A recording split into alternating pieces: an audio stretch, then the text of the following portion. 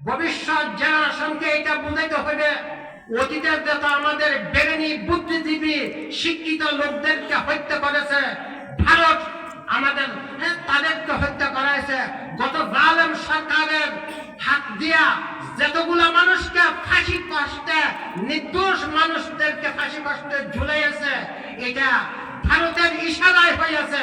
হাদির মতো আরো যত হত্যা হচ্ছে আরো হত্যা করবে তারা, তারা আমাদের বন্ধু হতে পারে না। আল্লাহ পাক রব্বুল ইজ্জত কালামে মাজিদের মধ্যে বহু জায়গা পাতাগা বলেছে কাফের মুশরিক তাদের সাথে আমাদের কোনো বন্ধুত্ব নয়, বন্ধুত্ব হবে মুসলমানদের সাথে।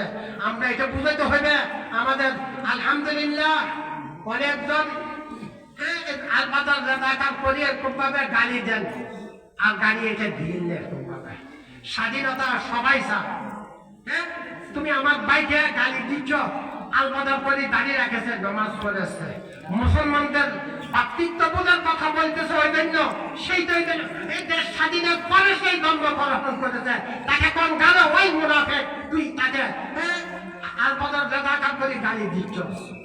আরে তারা তো যারা করছিল আমাদের দুটা শক্তি, ডাইন হাত বাম হাত, পশ্চিম পাকিস্তান পূর্ব পাকিস্তান, যখন আমরা এক ছিলাম এই হিন্দু ফারাক্কা নদীর সাজে আমাদেরকে বন্যা দিয়ে এরকম ভাবে ডুবাইতে পারে নাই। গত বছর আমাদেরকে বন্যা দিয়ে যেভাবে আমাদেরকে জুলুম নির্যাতন করেছে, এরকম ভাবে ফেলাবান করেছে, এরকম ভাবে যখন এক ছিল তখন করতে পারে নাই।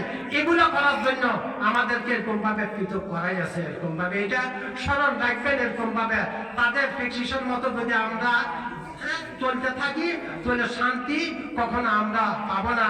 আল্লাহ পাক আমাকে আপনাদের সকলকে আমার তৌফিক দান করুন। ওয়া আখিরু দাওয়ানা।